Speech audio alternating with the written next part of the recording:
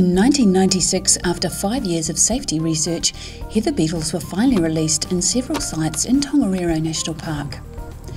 The beetles are let go and that's it.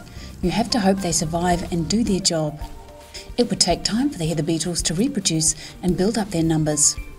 Simon and his team would periodically return to the release sites to check up on the beetles. We were hoping to find lots and lots of heather beetle, but we checked site after site after site, year after year in fact, and it wasn't until we went to one site off the desert road, which was actually very hard to get to and only had a small amount of heather, that we finally got some success. We found about 5 adults in December 1999, and that was a real breakthrough. Success at last, but why did the beetles struggle to get established?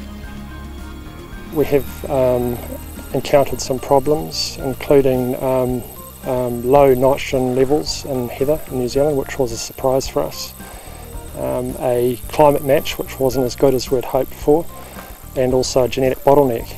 As it turns out, our beetles survived the winter, but then couldn't withstand the wild temperature extremes of our springtime weather.